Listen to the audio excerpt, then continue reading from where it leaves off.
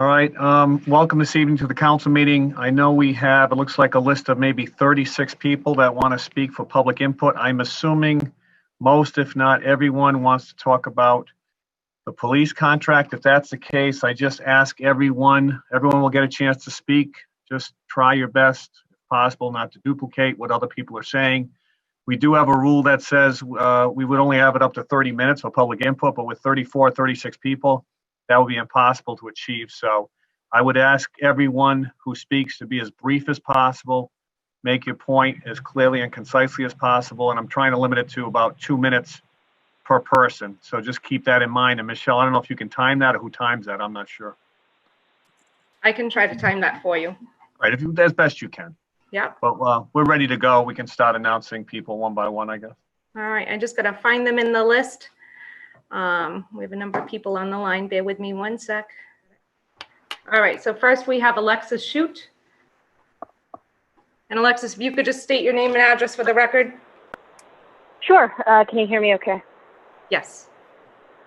All right. My name is Alexis Chute. That is Alexis, last name Chuette. I live in Ward 4 at 7 Howard Avenue in Pawtucket. And I would like to speak tonight to the collective bargaining agreement that the committee put through unanimously last week during the committee meeting. And I would like to say that rushing through ratification of this collective bargaining agreement is really the opposite of what we need in this community during this incredible time of turmoil. With economic downturns, a new normal thanks to COVID-19, and a much stronger collective consciousness around police brutality, we should be taking a collective pause to think about how we can use our collective resources most efficiently and effectively in Pawtucket. I won't speak to my personal experiences with police, but I do believe that my own privilege as a white woman in this city has allowed me to make calls specifically to the police department when I have had situations in my neighborhood that needed addressing. And I want to say that whether or not we want to believe it, budgets themselves are political. And this budget decision cannot be independent or apart from the international conversations that we have started to have and are coming to light about community policing. And if we don't delay and allow community members to have more of an active role in what this would mean for the budget of the city of Pawtucket for the next 3 to 4 years, then I believe the council has abdicated their responsibility in protecting all members of the Pawtucket community. I believe this is a moment to take a pause and not ignore the reality of this city's history with police misconduct. And we should delay a vote so we can tell our constituents that it is time to bring them into the fold with full transparency into how this city runs its government and how it pays its bills. So I ask the honorable members of this council to please take a moment before voting tonight and think about how this will impact the community for not just days or weeks, but years to come. Thank you very much for your time. Thank you. All right. So, Mr. President, next we have Cable and Erin Weinblatt on the same call. Okay. All right, Anna and Erin. Can you state your name and addresses for the record? Hi, my name is Anna Cable, and I'm here with Erin Weinblatt. We live at 17 Auburn Street in Pawtucket, Rhode Island. And in the interest of not reiterating what other folks are likely to say, I'll share two things. One is that I am a white person, and I have had contact with the police.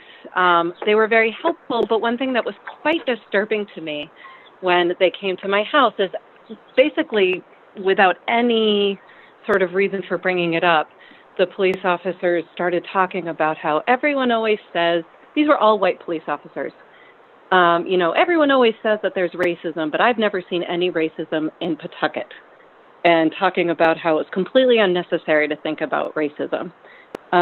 My husband, who's here, that's Erin Weinblatt, he is a high school teacher who teaches primarily students of color. I am a social worker, and I serve many communities of color, and this is not the case. the fact that the police officers I spoke to, who are very nice, were so blind to what is actually happening in the city is extremely concerning.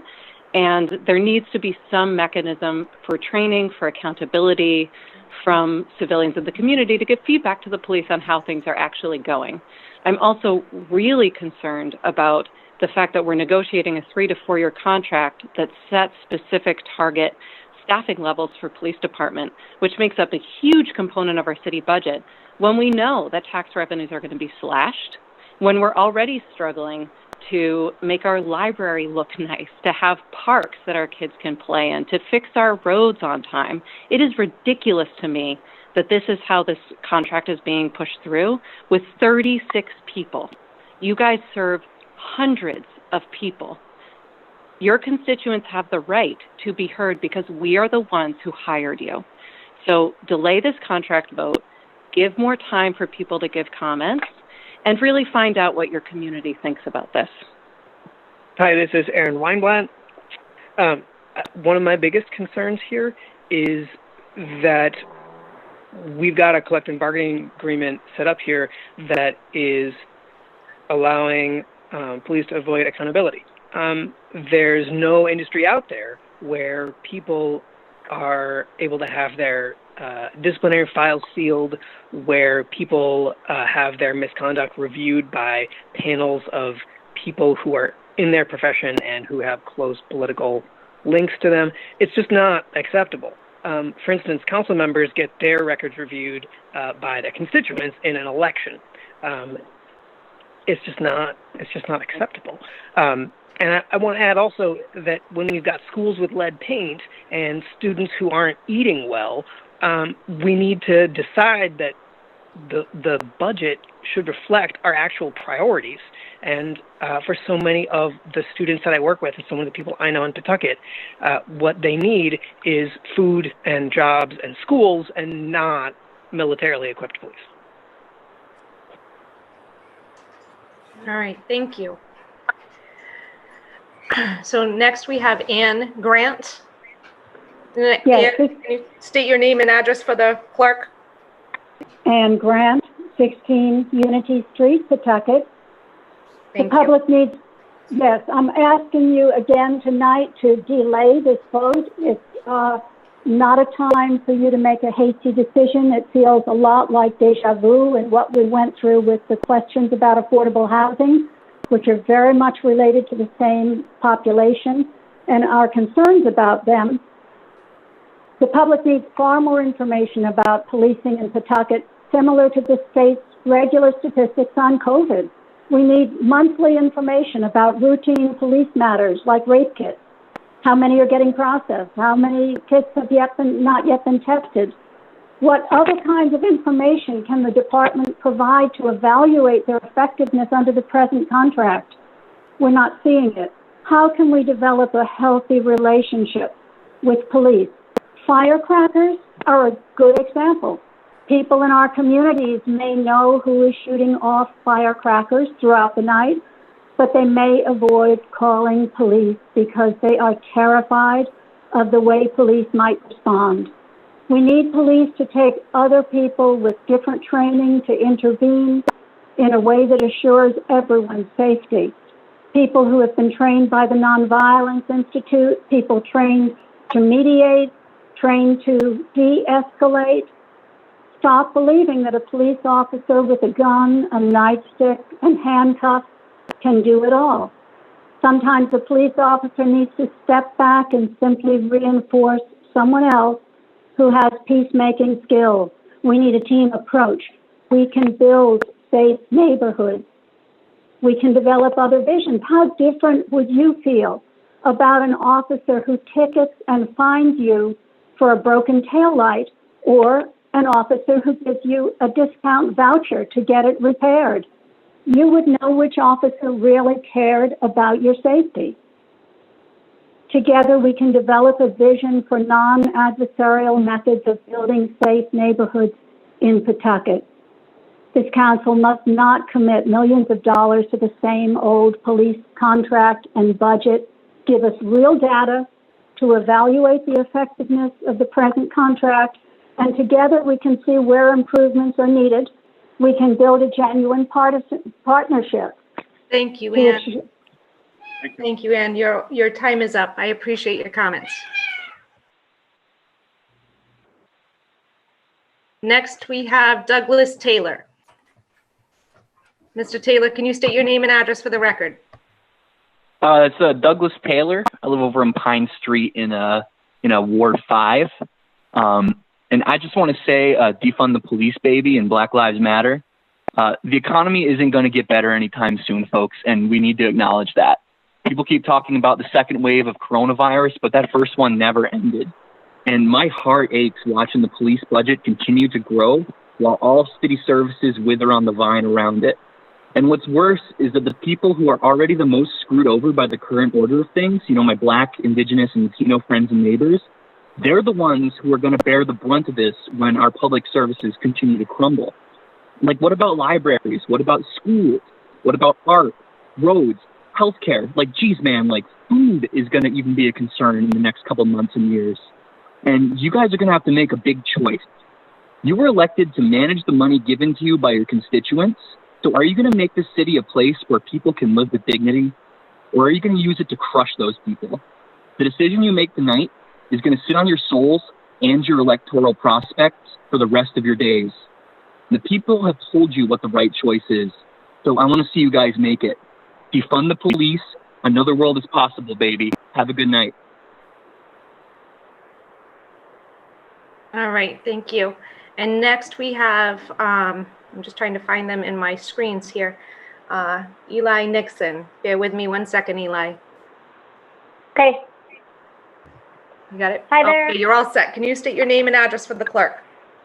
Sure thing. My name is Eli Nixon. I live at 66 Ridge Street in Pawtucket, and I would also like to extend my feelings about the fact that the council should, of course, delay this vote, if not flat out say no to the contract. I feel like delaying it would be the most sort of diplomatic,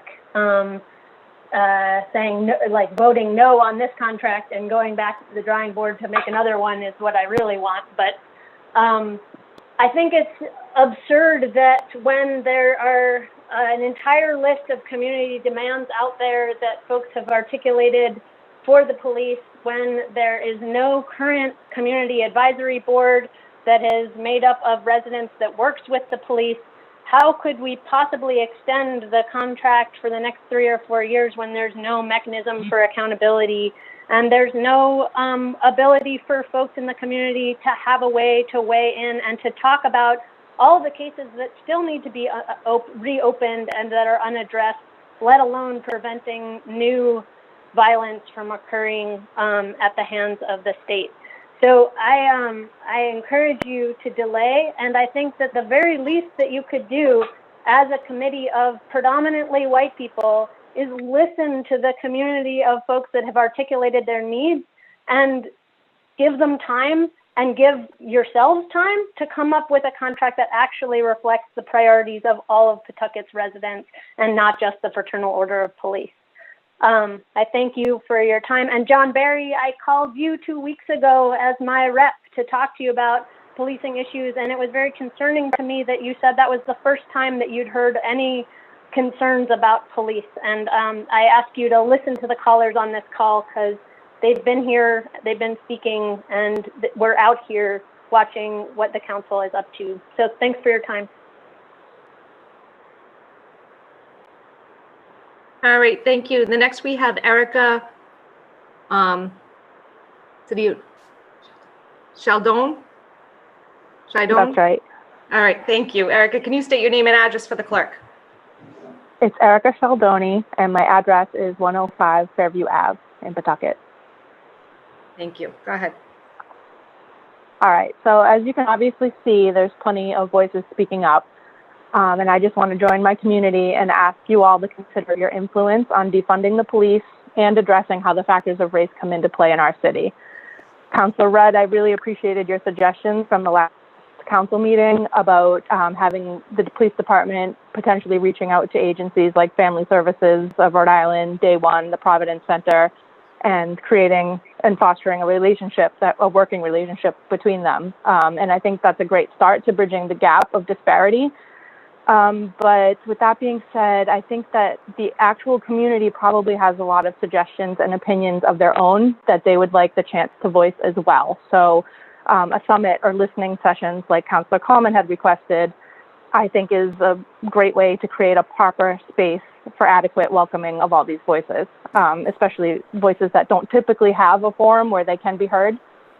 So it was very disheartening to watch last meeting when Councilor Coleman requested this summit and suggesting that to the administration, to see Councilor Wildenhain's fears of COVID safety and, talking about worries about how this summit could possibly look and gather, kind of sideline Megan's ideas. So I just kind of want to remind everybody that life can't really stop, and it doesn't really have to stop just because of COVID. We've found all new ways to convene and gather, and I'm sure that there's enough intelligent minds behind this movement that can sort out the logistics of how we could meet safely with COVID being in our midst. So I just think that it's important that this summit really not be put on hold. And I think that if the summit has to wait until we can kind of figure out how that goes, then voting on the police contract should wait as well, because this community deserves to be heard before decisions are made about funding the police for the next 4 years. Thank you. Thank you, Erica. Thank you. All right, so next we have Gregory Waxman. And Gregory, can you just state your name and address for the clerk? Yes, I can. It's Gregory Waxman, and I'm on Nancy Street in Pawtucket. Do you copy? Yes. Thank you. Hey, I just wanted to say there are so many powerful voices in this room right now. I'm so impressed by everybody who's come before me. I don't want to take any more time than is necessary. But first up, here's your land tribute. We have to acknowledge that we, like it or not, are on stolen land, the First Nations and peoples. We must say their name, the Wampanoag, the Nahagans, the Pokanoket, and so many other tribes. And I want to weigh in real quick on this contract for the police, our police department. It doesn't go far enough. I don't think it does enough for our boys in blue. These are people. They're workers. They deserve more than we're giving them in this budget. Now, I'm going to hear a lot of people say about defunding, and I, to a certain extent agree, but I think these people, first of all, we need to talk about more days off for them. We need to talk about more care, health care, better mental health care and counseling, and free, all free. Let's see that. Let's see that in a contract for the people that we trust to protect us. And in return, we're going to continue to expect the candor, trust, and professionalism from our city's police force that we have always enjoyed. And when we have a bargain like that, we will have a police force that is ready for the streets. And we'll see them behave that way. So if we can get to there by momentarily disbanding, disarming, and defunding this police department, and then deciding who to put the badge back on, we're getting a good start, right? And finally, if bad things happen in the police force, when they happen, we have to expect that the police force is going to comply with investigations. And if somebody wants to do bad, they can't join the police force. Do you hear us? How are we going to make it happen? Now, that's up to you. You're our elected officials, and we trust you to talk about these things. And thank you for inviting us into the room. Thank you. Good night. Thank you, Gregory. And the next one we have is Jani Rodriguez. Jani? Yes. Can you state your name and address for the clerk? My name is Jani Rodriguez, and my address is 87 Boutwell Street in Pawtucket. Thank you. I reside in Ward 5. Since the inception of policing within our communities, we have expanded police officers' roles and the types of emergencies they respond to. In addition, while crime has gone down, police budgets have gone up. I'm writing today in hopes that you will hear Pawtucket residents loud and clear and postpone the vote to ratify the police contract. There is no community input in this budget. There is a group of local organizers who have made a list of demands, and they have not been addressed. There is no community review board in place. In the last council meeting, Councilor Cowman and at-large Councilor Vitale both stated that they had received upwards of 70 calls and emails about defunding the police. We are in a time of reckoning within our country, and we certainly can't ignore what is happening in the world, since it directly ties to so much of what has happened in Pawtucket. The idea of a race summit was brought up, but conveniently just as quickly pushed to the back burner to sometime in the future when COVID is not an obstacle. I would urge you all to think about creative ways to host such a meeting. Zoom breakout rooms could potentially serve as a great way to hear feedback from residents. It's not enough to acknowledge a problem without contributing to any solutions and maintaining the status quo. I realize that to many of you, signing off on today's contract is business as usual. You've done it so many times. Please stop and think about the testimony you have heard today. What if we invested in a crisis response team to support individuals in their time of need and provide preventive services versus dispatching the police to potentially arrest someone who's having a mental health crisis? Please don't stop there. Reimagine police roles within our schools. Again, we are calling you to amplify the voices of your constituents, delay the vote to ratify the police contract, and reimagine what policing could look like within the community of Pawtucket. Thank you. Thank you. Thank you. And next we have, Jessica Tabak. So Jessica, just bear with me 1 second while I find you. All right, Jessica, can you state your name and address for the clerk? Sure, it's Jessica Tabak, and my last name is spelled T as in Tom, A as in Apple, B as in boy, A as in Apple, K as in Kansas. I'm at 7 Sheffield Avenue in Ward 4, and like many of my fellow callers, I'm calling tonight to ask that the council delay tonight's police contract vote at the very least. I'm also asking that we arrange a community summit like the one that Councilor Coleman described at the City Council's last finance meeting. Again, a lot of these things have been said before, but in brief, a group of local organizers have made a list of very specific concerns that have not been addressed in the current contract. These community members deserve to be heard. Their concerns need to be engaged with and addressed in whatever contract we are going to be living with as a community for the next several years. Our police department is funded by the public. In theory, it's serving the public. It can't serve the public if we're not listening to the public's concerns and the public's requests and the public's demands as we're going about creating that contract. Thank you. Thank you. And next we have Joan Lyons. Stay with me, Joan, while we get just unmute you. Oh. All right, Joan, can you state your name and address for the clerk?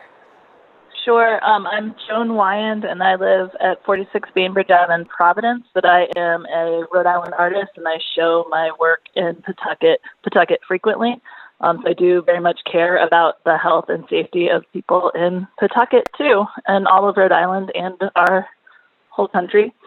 I am calling because I am also a preschool teacher, and I wanted to talk a little bit about our history for a moment because the police were formed. Jim, I was wondering if you can come into the screen so I can actually see you. I know we're on. Thank you for a little bit of that. It's important to see each other since we can't be in person during COVID. But so the police, so yeah, you're going off the street. Okay, so the police were founded in the United States in 1835 to 1860, and that was before emancipation. So the whole system of policing that we're using was formed to control and police Black and Indigenous people, and that's why it's still doing that today, and we're having all these problems with it. I just wanted to say that to the police officers listening, it's like, it's hard to struggle when you are, it's not your actual identity. You are a human being. You are not a police officer, and we can change the system. And I ask you to look into your human empathy and think about how things can be better. So I would just want to repeat and ask people, ask you to delay this vote and consider the local, or not consider, but center. I need you to center the local organizers' list of concerns. Thank you. I'm going to let other people speak now. I cede my time. Thank you. So next, Leonella Felix. Did you unmute? I'm Leonella Felix. I'm at 108 Saratoga Avenue here in Pawtucket. I just want to say that I really believe that the overwhelming number of people here showed that the community really wants to get involved. And you all as elected officials have a responsibility to listen and to learn from all the things, the lived experience and the things that we are saying. For people of color, especially Black communities, it is a reality that the police are a force that only exists to harass and brutalize them, and not to protect and serve. We have come out tonight as a last defense for Black communities. The police union has an opportunity to engage with the community during this critical time and to be part of the solution, but instead has made a choice to hide behind the process and procedure, as we have seen done so many times before. How is our community supposed to collectively solve our problems when they're raised, they're rushed over and ignored? We saw that today when the call started, not allowing people to be on the call. One of the solutions that you've heard today and you will hear around the nation is to defund the police. And I just want to say that defunding the police is simply a reallocation of funding away from the police department to other governmental agencies funded by the local municipalities, such as our schools. And this is not a novel idea. In Dallas, for example, social workers are dispatched to some of the 911 calls rather than the police. So people get the services they need, which is hospitalization, not jails. We will be bound by this decision for the next 4 years. The community deserves to be heard on whether or not renewing the contract with FOP is the direction that we want to go. And again, this is not a radical idea. This is a life-saving measure. So I ask you to please consider the considerable impact that this decision will have on your constituents, particularly people of color like me. Thank you. Thank you. And next we have Lisa Bead. Lisa, can you state your name and address for the clerk? Lisa Bead, B-E-A-D-E, and I'm on Marbury Avenue. Thank you. My name is, so I've been a resident of Oak Hill since 1980. In recent years, I've had various reasons to contact the police department for help with assorted problems, both serious medical emergencies and small requests. And I've always found them to be responsive, respectful, and most helpful. And for that, I'm extremely grateful. But imagine my shock when I recently read a study that said that Rhode Island ranks only second to Utah in the highest states in the country for police killings of African Americans. That's by percentage of the whole population, not number. So what it means is, while African Americans make up 5.7% of the state population, they were victims of 50% of Rhode Island's police killings from 2013 to 2019. Also, I read that Pawtucket ranked second only to Providence with that number of killings. And that the police department, the Pawtucket Police Department, was in violation of open government laws and shields any records of police misconduct. So it led me to think about the fact that can the disparity between my experience as an elderly, white-haired, white woman in White Oak Hill and those of African Americans in any neighborhood in Pawtucket and in the state be called white privilege? And I had to answer, you betcha. We're not the South. We're not Chicago or Boston or New York City. Coming in second place in such a report is unfathomable. It's woken me to action, as I hope it does for you tonight, to say shame for the guilt from the governor, the mayor of Pawtucket, our police department, and the members of the Pawtucket City Council, and for myself and the rest of the white audience residents here in this city who vote, all of us who quietly try to live morally and yet are unwittingly complicit in the immoral stereotyping and punishment of our neighbors, either by turning a blind eye to what's going on, believing stereotyping of people of color as we live in our segregated neighborhoods, and in you who govern, using the same principles and self-deceptions. The status quo simply cannot hold, and things must start changing now. I'm sorry, Lisa, your time is up. Thank you so much. Thank you. All right, so next we have Marcella McVeigh. Marcel, can you state your name and address for the record? Yes. Hello, Pawtucket City Council. My name is Marcella McVeigh. I live in Ward 5. I'm a constituent of Councilperson Coleman's, and I live on West Ave in Pawtucket. In addition to living in Pawtucket, I also work for a design agency in Pawtucket, and we employ at least 10 designers, and I've organized 3 music festivals in Pawtucket and acted as a creative director at Machines with Magnets, bringing in countless cultural experiences to our city. I say that because I'm a big advocate of Pawtucket in many ways to my friends and colleagues, both around the state and around the world. And it concerns me, while being such an advocate, that we are lacking transparency with issues regarding police funding at a time, a moment, and a piece of a movement like this.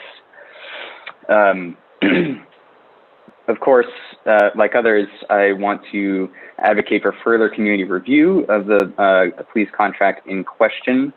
I think that the next 4 years will not only bring a lot of change due to the realities of COVID-19, but also due to unprecedented technological advances. And therefore, we must keep up. I'd like to bring attention to a story that some of you may know, but there is currently a suit filed this June in regards to an incident that happened in June an entire year ago at the Goff Middle School.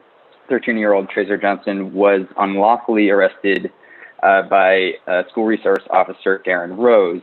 Now, the ACLU argues that this unlawful arrest was used to make an example of this child through public display of her arrest. Tracer is not returned to Goff or any public school in Pawtucket, and that's out of a sense of anxiety and fear. Making a public display of sorts is incredibly damaging to a child. Of the 7 arrests at Goff in the last year, 4 of them were Black students. That's about 57%, while students only comprise about 14% of the student body at that school. I think that's, along with some other statistics that we've heard tonight, is a very telling example of what is happening. Now, it concerns me even further that this is happening in schools because this teaches students a couple of things. It teaches them to fear the police, symbols that they're at the same time taught to respect as symbols of protection and safety. That creates quite a dissonance in a child. So please, I urge you to push back this vote. We need more community support. You need community support, and we need your support. Thank you. Thank you. All right, so next we have Mariah Gagara Nelson. Mariah, can you state your name and address for the record? Yes, hi, I'm Mariah Garcia Nelson. I live at Ward 4 at 73 Randall Street. In a letter from the mayor to you earlier this month, he states that Pawtucket needs to be on the forefront of these national and systemic changes as we continue to lead by example. I agree with him, and at this moment in our national history, the contract with the police is arguably one of the most important areas where radical systemic change is needed and called for. It is clear that across the country and throughout our history as a nation, police forces have perpetuated harm against Black and Brown communities. That is unacceptable, and you have more public comment tonight than you usually do because your constituents are concerned and want to see radical systemic change in how we administer public safety.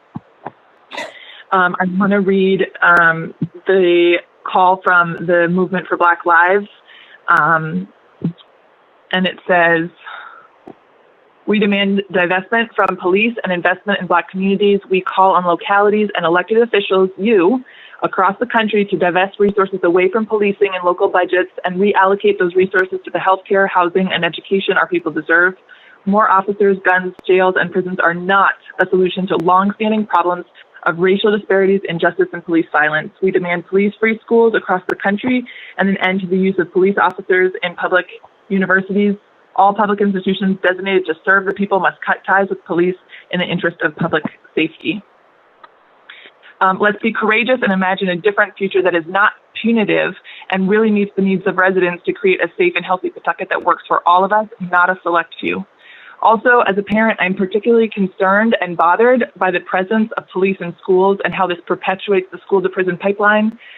I do not believe police should have a role in our schools, and instead we need to invest in the supports that students need, like school social workers and other resources for students that face challenges.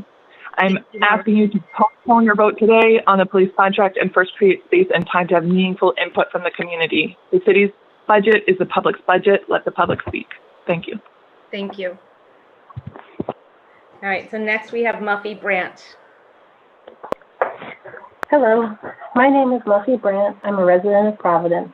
I'm speaking in support of defunding the police and redistributing funds intended for the police budget to social services and programs. I've previously been employed in Pawtucket at 2 positions that each provided services for underserved populations.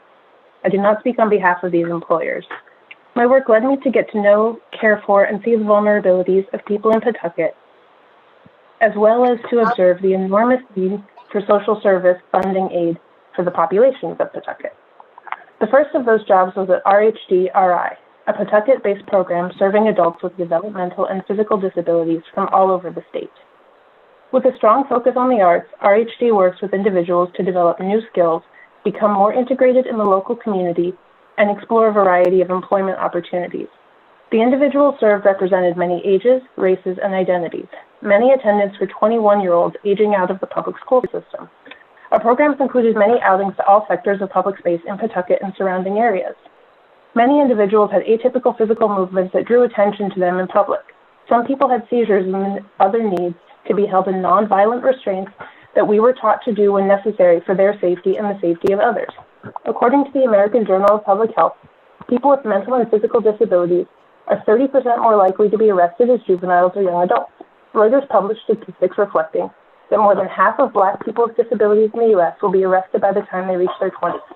A study from Cornell showed that Black people with disabilities are at the greatest risk of arrest, nearly double the 28% risk of white people with disabilities. The second job was last summer as the market manager for Farm Fresh Rhode Island at Slater Park. The primary objective of the market manager is to facilitate benefits for low-income and food-insecure individuals of all ages. We collect zip codes when people use their benefits, and nearly every woman asked pointed to the ground and said, "I'm from right here, Pawtucket." Almost no one shopped using cash or debit cards. The overwhelming number of customers use WIC, EBT, and senior vouchers. Our 2 companion programs were present: Healthy Foods, Healthy Families, which provides healthy food education for families with young children who receive low-income benefits, and the other, Harvest Kitchen, sold goods at the market. Harvest Kitchen is a culinary job training program for youth 16 to 19 involved with the Rhode Island Department of Children, Youth, and Families, DCYF. Thank you, Muffy. Your time is now up. I appreciate your comments tonight. All right, so next we have Patty Heckman. Patty. Hi, good evening. This is Patty Heckman. I'm on Vine Street here in Pawtucket. I know that a lot of people have talked about the contract, and I won't beat another drum on that. My question is on the fireworks. We as citizens, we understand how hard it is for the police to find out where they are coming from. I am asking, what can we do as citizens to stop or help the police with people setting off these fireworks at all hours and every single night? Thank you.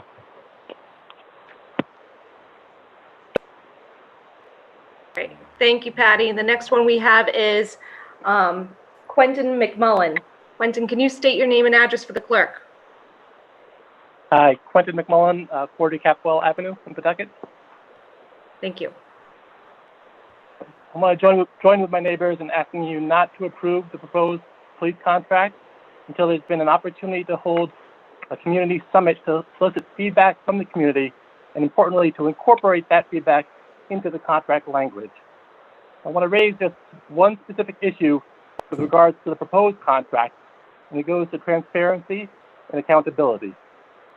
The proposed contract has a clause which provides for the expungement of disciplinary records when an officer leaves their position, whether retiring or applying to work in another city's police department. Nationally, we've seen countless examples of police who have avoided accountability for their disciplinary records, often by transferring between departments or cities. Derek Chauvin had more than a dozen misconduct complaints against him before he put his knee on George Floyd's neck. I have never had a job where I could resign and ask HR to wipe my disciplinary record clean. Now is not the time for Pawtucket to be complicit in hiding the disciplinary records of our police officers. Now is the time for Pawtucket to lead the way in transparency in making police disciplinary records and data available to the public. So again, I ask you not to approve the proposed contract tonight, and ask you to engage with the community in a review of the contract so that together we can start to build a police department and police policies to reflect the needs of the citizens of Pawtucket. Thank you. Thank you, Quentin. The next one we have is Sarah Leibel. Sarah, can you state your name and address for the clerk? Yes, hello, can you hear me? Yes.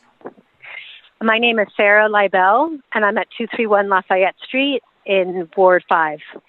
I'd like to start just by saying I am so inspired and moved by my fellow Pawtucket neighbors and the testimony and the offerings that you've given so far.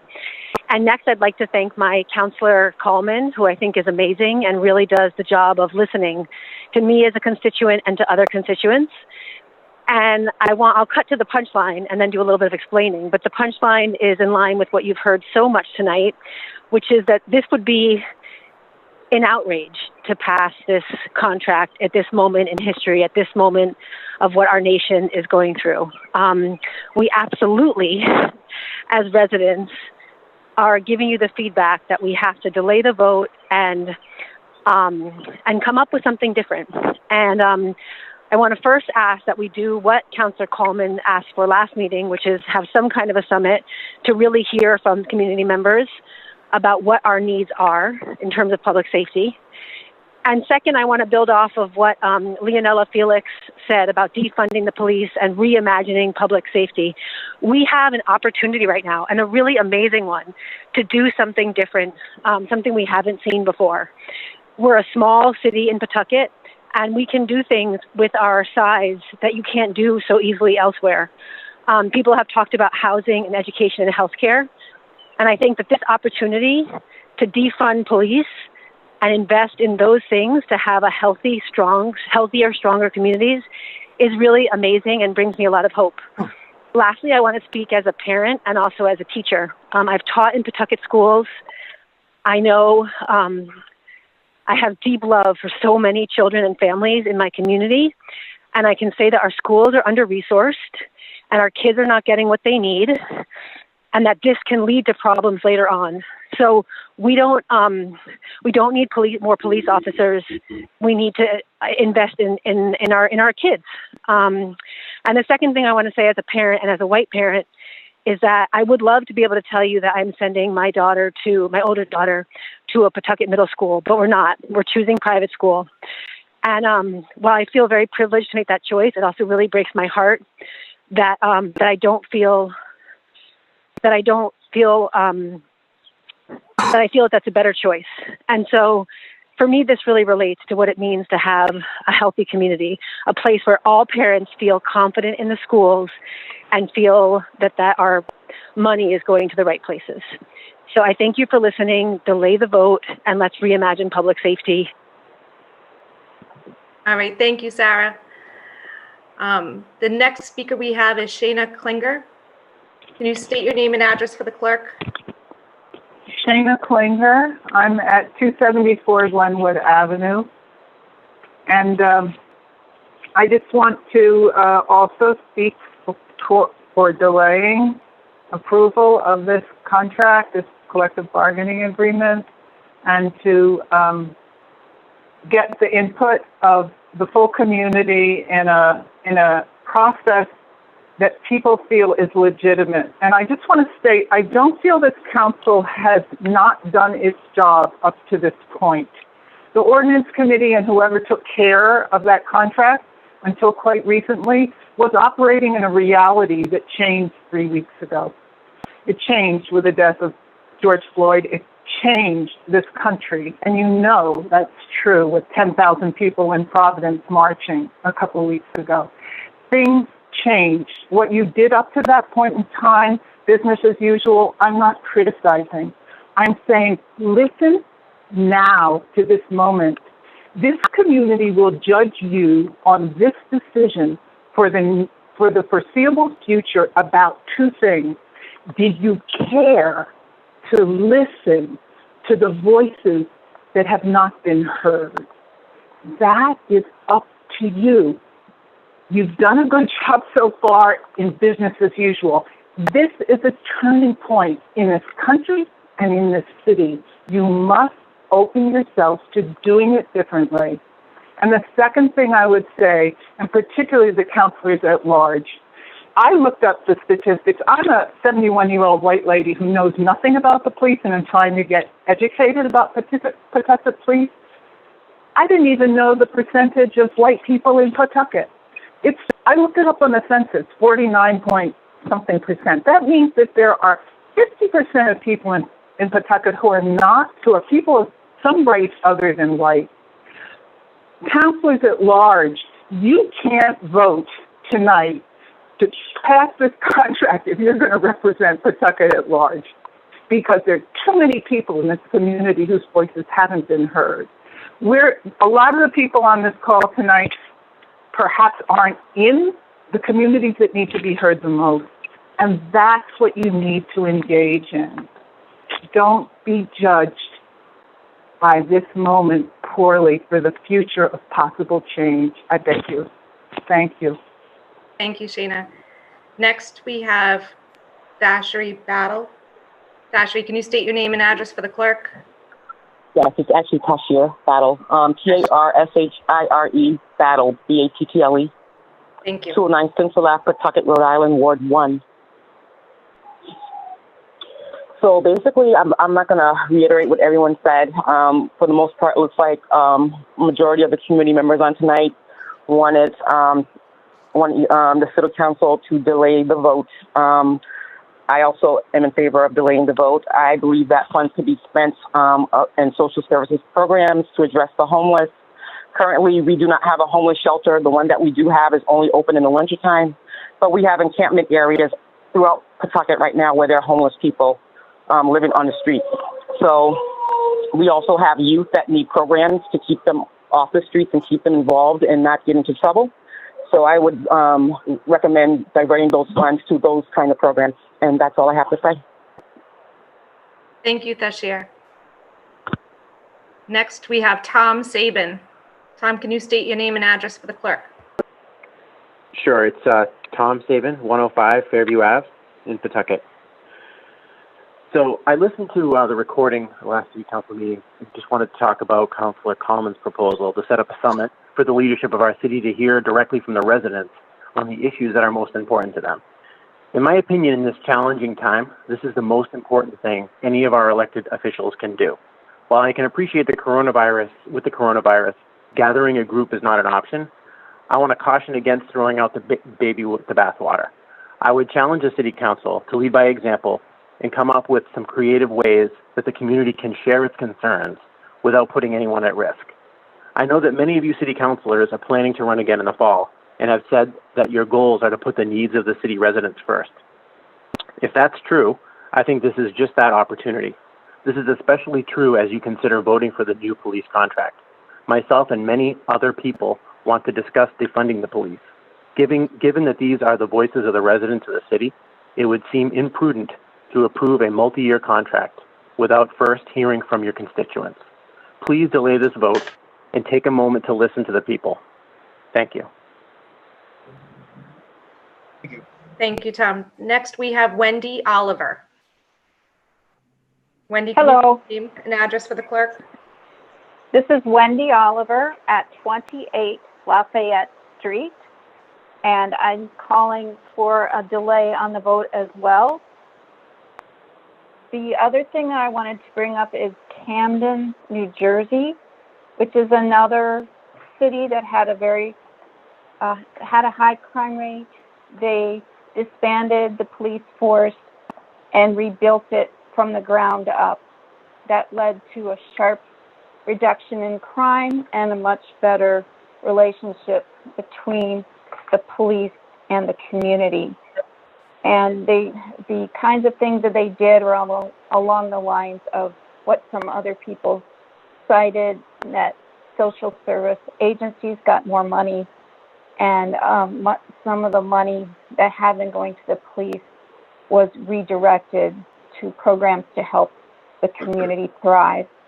So I encourage you to take into account the fact that we already have models in the United States of cities that have made this decision to change things, to defund or shift funds from the police to other places, and that has benefited those places. Thank you very much. Thank you, Wendy. Next, we have Randall Rose. Randall, can you state your name and address for the clerk? Yes, thank you. My name is Randall Rose, and I'm a resident of Providence. So I will be brief, but I want to point out I know a number of people who've been speaking share concerns about the police contract, just some specific things in there that are problematic. There are a lot of trainings of police that are going around, people offering their services, training police, and some of them are training police in the wrong way that encourages unnecessary use of force or excessive force. One problem with this contract is the contract does not allow the police chief the opportunity to decide what trainings the officers receive.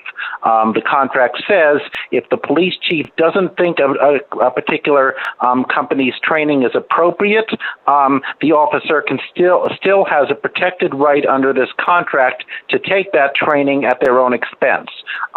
That's the kind of provision in a contract that's liable to lead to more excessive use of force. It's better to make sure that the police chief is in control there. The contract also says that if an officer gets sued and is ordered to pay damages or it's settled out of court, even if the contract says that even if the officer was acting outside the scope of their authority, the city still picks up the cost. And that just means that officers never pay for their excessive force. They never pay for their abusing constitutional rights.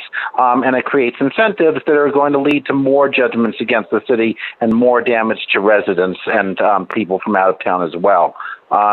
So there's a number of things that are problematic in this contract. I hope you slow this process down, let the residents of Pawtucket look it over more and discuss it more with you, because there are a lot of things in this contract that encourage abuses and are not doing enough to make sure that there's a focus on public safety. Thank you. Thank you, Randall. Next, we have Bel Luciano. Bel, can you state your name and address for the clerk? Yes, my name is Bel Luciano. I live at 20 Parker Drive in Pawtucket, Rhode Island. Thank you. I like to say, I like to just say I would like you guys to vote no on this contract. I think it's negligent for you guys to vote yes without even consulting your community. We have a unique opportunity at the moment to set the tone for the nation in this moment of crisis. And I think we should take this opportunity to invest in our communities. Our communities need to be rehabilitated and reformed. Like, our schools are going down. There's homeless. I work with the homeless and with mentally ill, and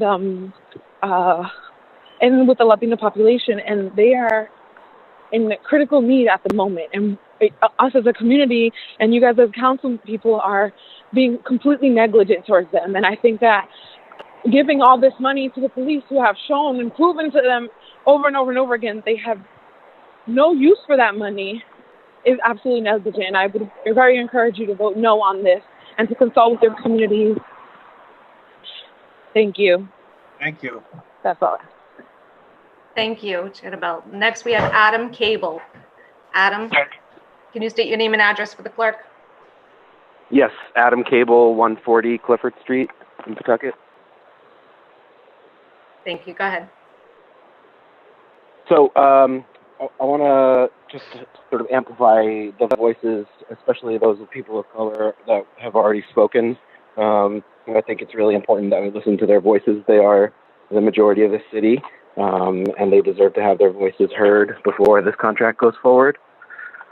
I also want to point out, I'm a white man, and I'm looking at the Zoom call, and I see, no offense intended to these two men, but I see two police officers on the call, potentially taking notes, and we have a bunch of residents asking to delay their contract, potentially defund them. They're looking down and writing notes. We have people giving their names and addresses. So, I don't like to think in that sort of conspiratorial way, but, you have to wonder. I also, there's a lot of talk about community policing as a way to reform the police. I want to, think about how that actually operates and what it actually means to be a community police. The community has asked for the hometowns of the police officers, not identifiable by name, but just to know who is policing our town and where they come from. That has been rejected by the police union. We can't see the misconduct files. That has been rejected by the police union. There's no community review board. So I ask, what is community policing when these things are not in place? I spoke with Councilor Bailey last week. I see he disappeared. But he said that this was business as usual. The contract was, fairly run-of-the-mill. And I'd like to offer that we're not in a business as usual environment. We're not in a run-of-the-mill environment, and we need to take our time and consider what to do before we move forward. Thank you. Thank you. Thank you. The next one we have is Ozzie Cobb. If you could state your name and address for the clerk. Hi, my name is Ozzie Cobb. I'm a resident of Pawtucket. I live at 63 Webster Street, Ward 1. I just wanted to also reiterate everybody's point tonight. As a parent of a student who's already in a Pawtucket school system, and as someone who's worked within the Pawtucket school system, it's really sad to me that the council would not, one, do what Megan suggested by holding a summit, but also would in this time consider this police contract without considering all the other ways that Pawtucket is failing.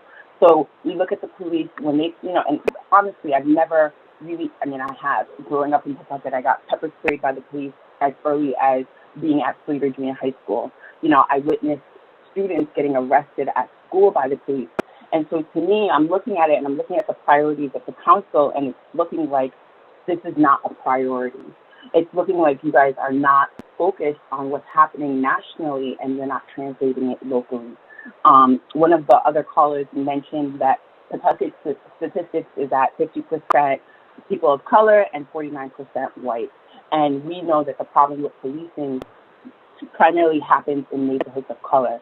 and when you're not even trying to get a conversation between the police officers and the neighbors before you even put out a contract, I don't know what message you're sending, but you are sending the message that you're not prioritizing anything else in Pawtucket other than the police. Back to the other gentleman who mentioned the fact that we are not even allowed to know where our police officers are coming from. I would like to pose this as an open question to the two police officers who are on the call, which is, you know, if you live in a town where the school systems are poor and you're not sending your kids to the public school system because you are privileged to, or you have to send them because you're not privileged to, is this what you would want to see your town doing? And that's it. Thank you, Augie. Next, we have Melissa DeRosa. Melissa, can you state your name and address for the clerk? My name is Melissa DeRosa, and I live at 295 Pawtucket Avenue.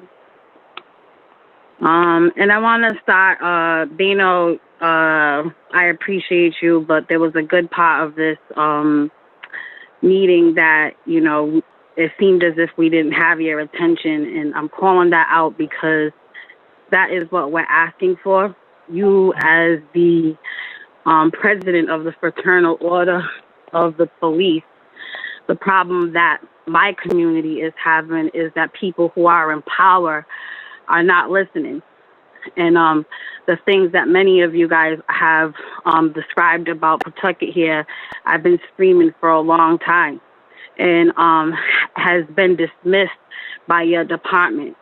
And now we have people who are standing up and speaking for us, and we need you to pay attention. We need you to be 100% in listening to your constituents and listening to the people of Pawtucket, because the department that you're in control of, unfortunately, it affects what you guys come into work to do, and I know you come in to protect and serve, and I know that the Pawtucket Police has made a lot of changes, but there's more work to be done.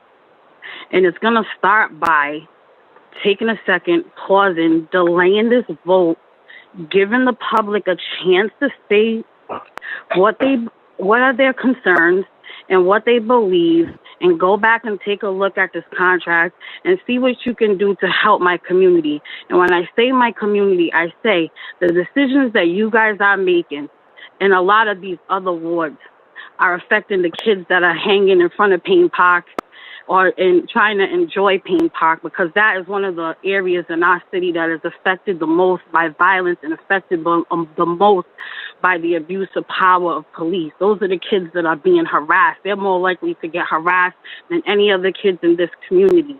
So before you make a decision or make any moves that's going to affect this community in the next 3 years, we need major change. And when I say major change, I mean a partnership between the community and the police, not a me against you thing with the police, a partnership for you to go back and look at that budget and see what we could change that can affect the people that you are serving. Because it's quite possible that if you invest a little bit of that budget into some services, that you might not have to respond to so many calls. Maybe you can get back to doing the work that you guys really want to do, and some of the calls that you feel like you don't need to be answering will be answered by some of the people who are providing this social service. And I say that because I was a street worker for 10 years. I responded to homicides in this city. I responded to years of violence in this community. And I have been an advocate for building the relationship between the police and the community forever. I signed a mediation agreement with you guys several years ago, and I've always been an advocate for peace between you guys and the community. And it's going to start today by you guys who are in power by doing the right thing and delaying the vote. Thank you, Melissa. All right, next we have Morgan Lord. Morgan, can you state your name and address for the clerk?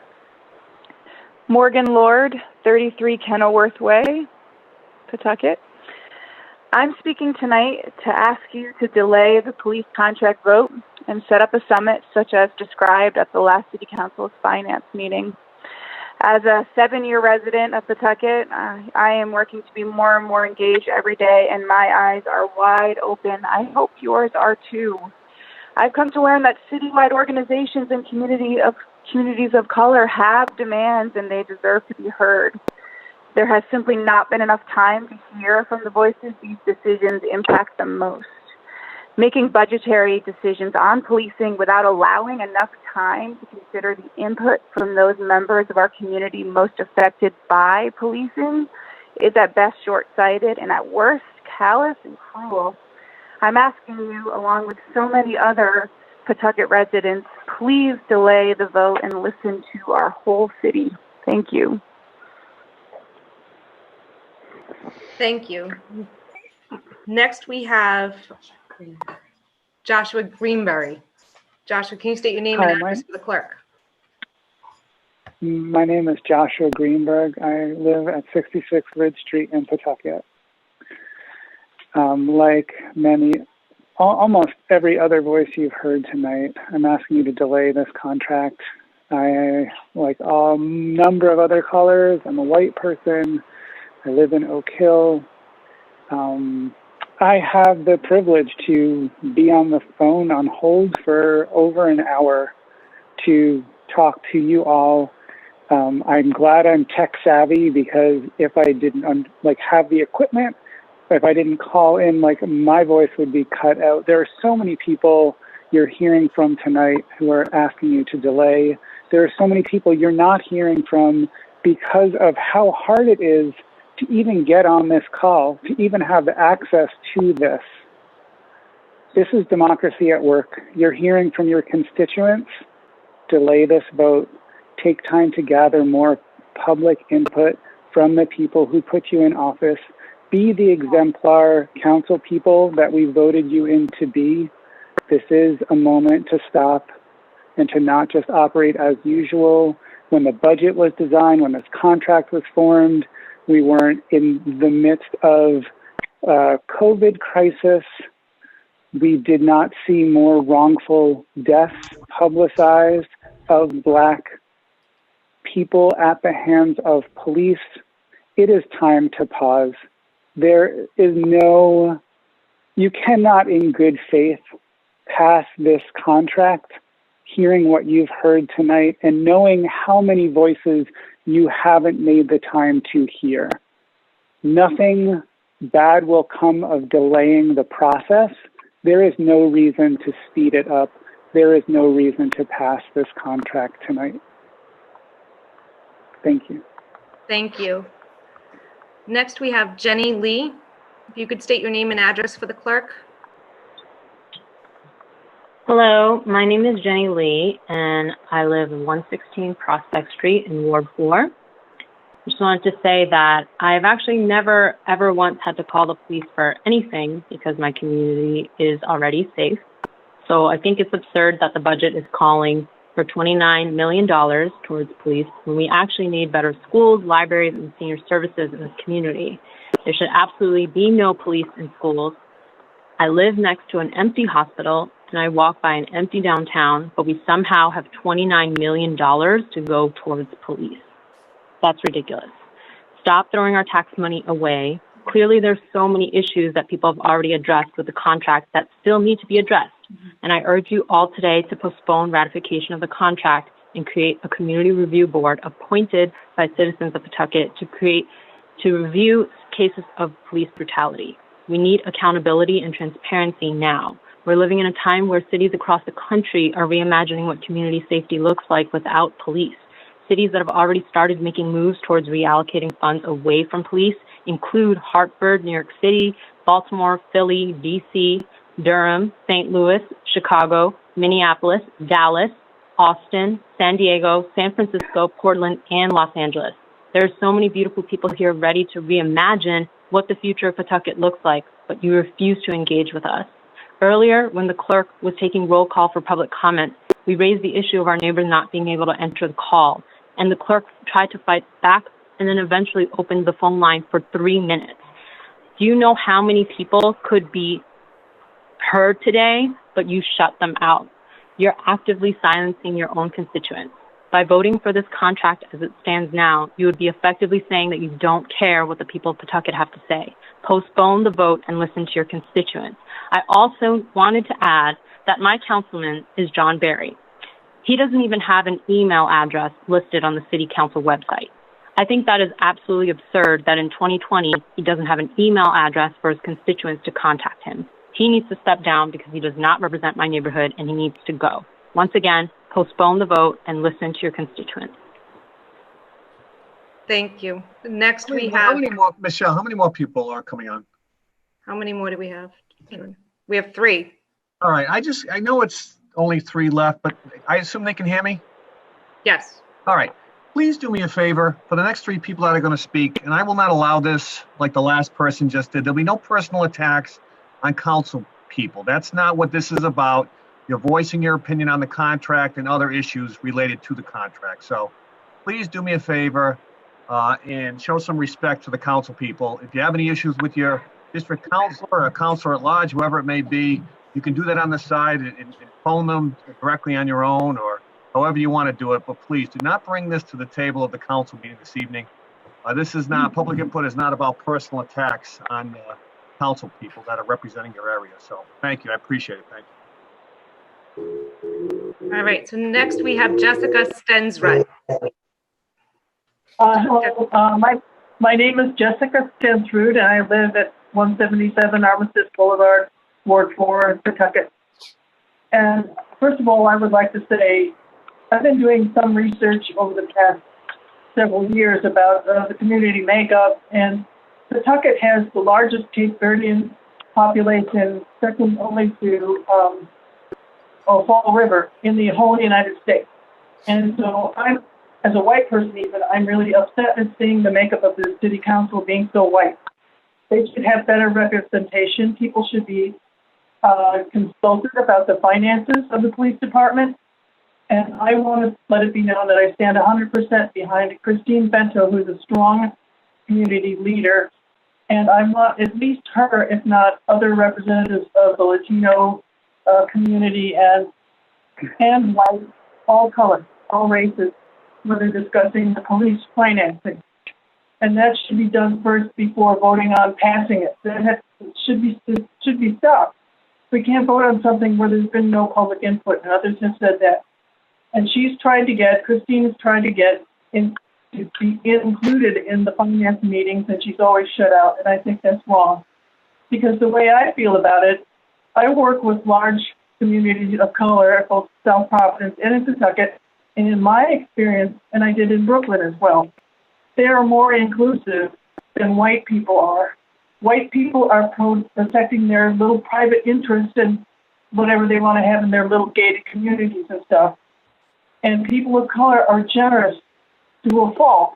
At first I thought it was a fluke that I felt that way. I had a huge black family that I called my family in Brooklyn. But no, every time around what I call family in the black community here, it's the same thing, generous to a fault. I don't feel that way about white people. I wish I did. So anyway, making changes to the existing contract while leaving the police to have free rein in how they deal with the community will not work. The Pawtucket Police Department in its current incarnation needs to be leveled and rebuilt from the ground up using more minority officers to represent the makeup of the community with the help of community leaders of color to start. Thank you, Jessica. Yes, go ahead. Thanks. Thank you. Your time is up, Jessica. Thank you so much. And next we have Kevin Martins. Kevin, can you state your name and address for the clerk? My name is Kevin Martins, and I live on Appleton Ave. I believe that's Ward 1. I want to thank everyone who spoke before me, specifically in favor of delaying the vote on the contract. I've been a lifelong Pawtucket resident, and I have had many interactions with the police. I'm a black man, and for anybody who spoke living in Oak Hill, for anybody who said they have had professional encounters with the police, while I say I've also had some professional encounters with the police, the vast majority have been extremely negative. One example, one of the many, December 18th, 2003, I was arrested for having less than a gram of marijuana on me, but the officer gave me the opportunity to walk home and he would just keep the money that he found in my pocket.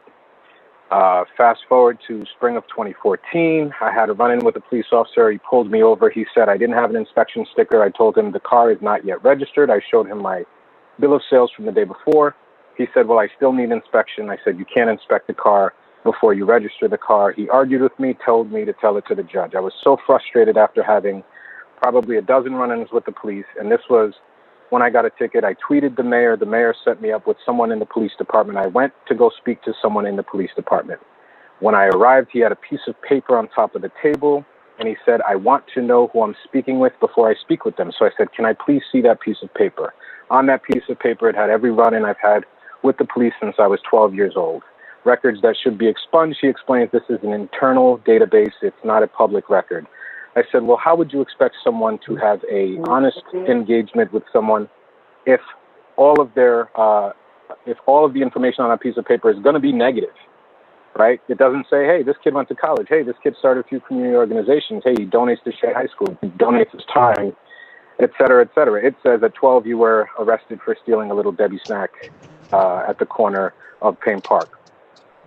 So I couldn't even continue the meeting because it was just a farce. I think that this contract is a farce. I think it protects police far beyond what any other professional enjoys in the country. And I don't blame the police unions for stacking the deck in the favor of their officers. I don't. I blame the elected officials for allowing the obscene set of benefits allowed to no other professionals but the police.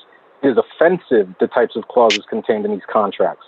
And this collective bargaining agreement being considered so quickly, it is negligent to move forward without delaying. The constituents of the city, as you've heard them, have spoken and are asking you to delay this vote.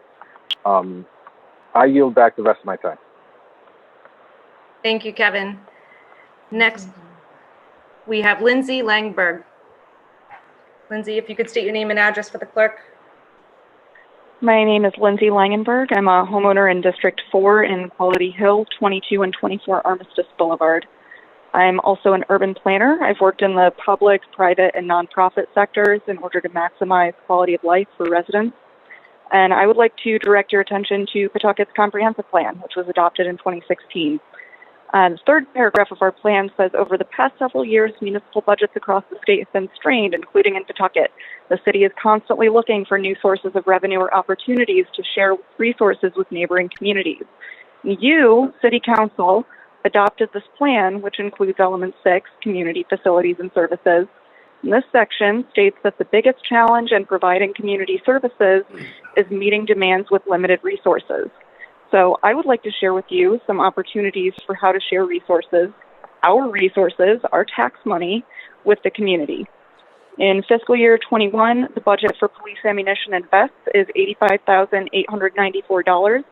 The total budget for student support and health across all high schools is $7,493.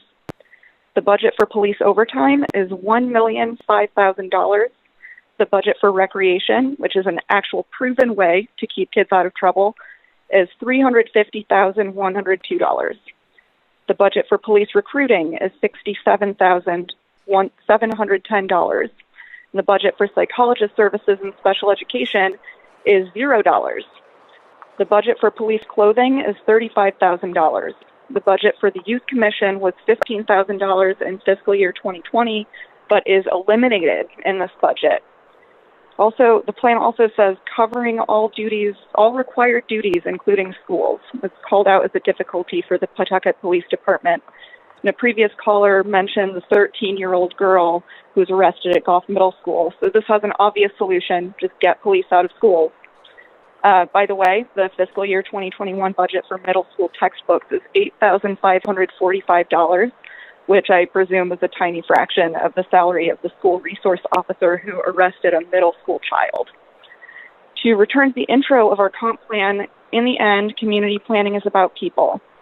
At the end of the planning process, the city hopes to be on a path that will improve the quality of life of its residents. It is an inclusive and dynamic process that allows for meaningful engagement so everyone's ideas and needs are heard and understood. You adopted this plan, and I am imploring you to stand behind it to demonstrate to your constituents that you're listening. Please do not approve this contract, defund the police, abolish the police, and refund community services. put your community first.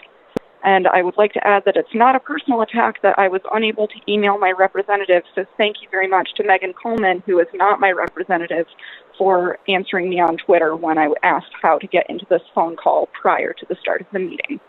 Thank you. Thank you, Lindsay. And so it looks like we may have one more. There was a little confusion at the beginning, and I just want to open it up to see. I have an Elizabeth. Yes, I've been waiting since 6:15. My name is Philip West. Philip West? Yes. I also have been waiting since 6 o'clock. Susan Bailey. And this is Stephanie Struve. I haven't had any confirmation that I would be allowed to speak. I don't even see you on the list, on the call-in list. I've been on the call for the past 2 hours.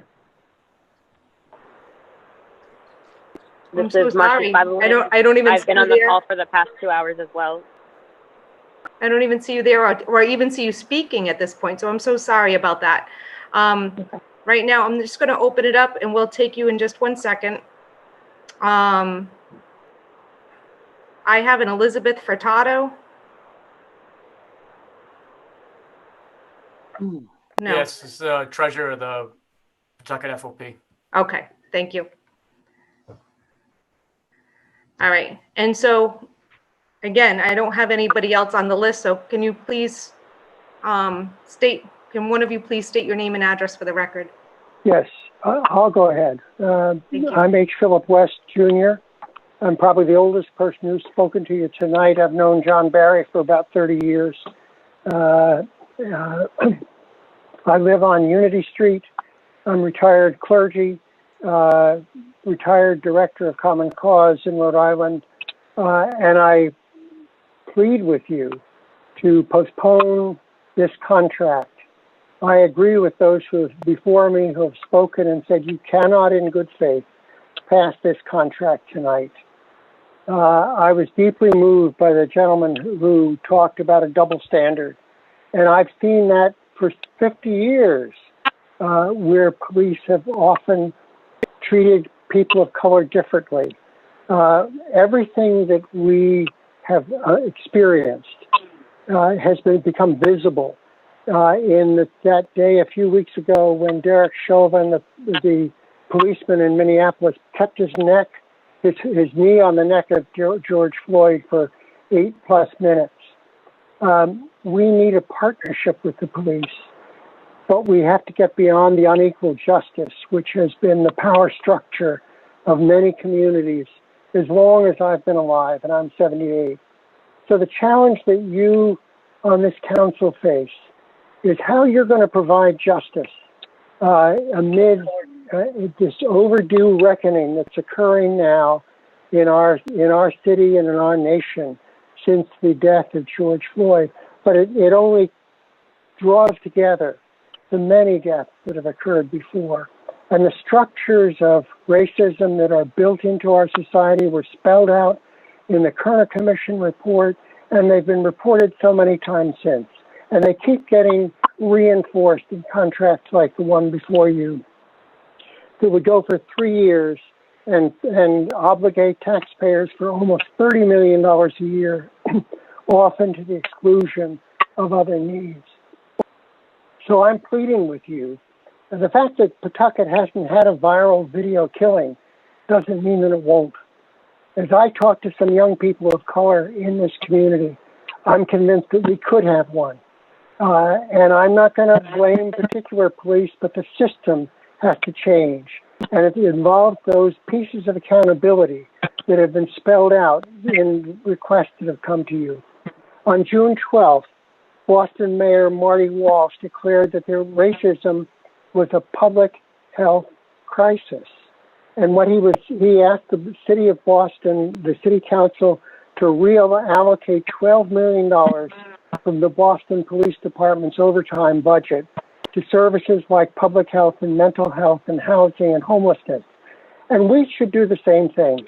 We should be sending people with the police who can de-escalate these crises, who can meet the needs of young people in the community, who have been trained in de-escalating gang violence. If your training is to see every problem as a nail, and you've got a hammer, you're going to use it. But that's not the way you win the confidence of people. So I ask you to postpone this contract at least for 2 months until there can be some kind of reasonable consideration. We need you to work with us, not just shut this down. And I'm looking at the 2 police officers here, and I hope that you're hearing this, because in fact, every single person who's spoken tonight on this call has said very clearly, we want delay. We want accountability. We demand transparency. And if you think that the police contract can override that, it's not wise. So I would urge the council to postpone and to invite the community and to revisit this. I want to point out, it's curious that those of us who have been waiting to someone else on the line? Yep, I'm sorry. Thank you, Philip. I appreciate your comments tonight, but we do have other people that I didn't know about, so I'm going to have to move on. Can I please have somebody else that hasn't been called? Susan Bailey. Susan, I please live. go ahead. I live at 8 Unity Street. I will be mercifully brief. I join in urging that this vote postpone approval of the police contract, because this contract was created in a different world. The world that we lived in 2-3 months ago has transformed. Everything's different. We all have awarenesses and sensibilities. We live in a different lifestyle, and it's not going to go back the way it was. We need to adjust the way we govern and the way we live among other people going forward. And this is a golden opportunity to begin to do that. Thank you, Susan. And do I have anybody else that hasn't had a chance to speak? Yes, this is Stephanie Strube of 37 Ferris Street in Pawtucket, Ward 3. I would first just like to say that I echo the sentiments of many other people on this call when I say that I'm asking the council to delay the contract and to set up the public comment summit and or appropriate period for public comment. I'll do my best to be brief. I just want to start off by saying, why do we have police? And the answer is ostensibly to ensure public safety and to prevent and stop crime. I'm a big believer in the idea that an ounce of prevention is worth a pound of cure. And I think we all know or have some idea of what causes crime. And unfortunately, a lot of those items correlate with areas of municipal funding that have been getting defunded quietly over many years. And, a lot of people bristle at the idea of defund the police. I don't hear a lot of people bristling at the defunding of these other areas. Meanwhile, as these other areas are being defunded, the police are getting expanding budgets at an alarming rate. And I'm also a believer in the idea, and it's also been proven, that community safety must be built and fostered from the ground up. That's that prevention. Schools, housing, healthcare, these things support community safety before they become issues that then turn into what people refer to as crime. As for the cure part of that statement, I think that the world that we're now living in, that has changed so much, as many other people have mentioned, it's showing that the police are no kind of cure, that they can't be used as the only tool in the toolbox, the hammer, that Philip mentioned just a moment ago. I don't believe that the police are fully qualified to address crises of mental health, drug use, domestic and sexual violence. They don't have the diversity of training and understanding and capability. And these other areas need to be better supported. And the people who are most impacted by all these issues are the people who should be speaking up and making public comments on this contract before we're locked into it for the next 3 or 4 years. That's all I have to say. Thank you very much. Thank you. Can you state your name again, please? Stephanie Strube. Thank you. Is there anybody else on the line that hasn't had a chance to speak that? Hi, my name is Marcy Feibelman. I would like to speak. Sure, Marcy, go ahead. I name live just and address over. for the clerk. My name is Marcy Feibelman. That's F as in Frank, E-I, B as in boy, E-L-M-A-N. I live just over the border of Pawtucket in Providence. I'm a teacher with Pawtucket Adult Education, and I am calling in support of holding off on this contract until there's the summit and having funds reallocated into the community. In our Pawtucket Adult Education program, we do not have funds for books. We do not have funds for all the things that make education more accessible, and we just have the bare bones. And the students I work with deserve to have the same type of supplies that any school in a more affluent area would have. And the funds that are being used for police can be used to support the community. I also am a doctor, and I see my students struggling to access health care that they can afford. These funds can go into community health care. These funds can go towards recreation, all the things that everybody's been talking about. I fully support and advocate for holding off on this vote, thinking about the people and the lives and the families that these funds can benefit in a beautiful way in supporting and growing the community instead of causing more harm. Please, please, please pause this vote, listen to the community, have a summit, and do not rush in moving this forward. This is not a time to rush. As everybody said, this is a time to pause and reflect. As a white person, that's what I'm doing constantly, and I really want to center every single person of color that spoke on this call, that was able to access getting on this call. I know the students I work with, they're working overtime hours to try and support their families right now. So to be able to even make it on this call and speak their voice is very not accessible. And I really want to have that be in mindful. This is not a time to rush. Thank you. Can I ask one more time, is there anybody else in the background that hasn't had a chance to speak? Unfortunately, they're not on my list, so I got to just double check. Is there anybody else in the background?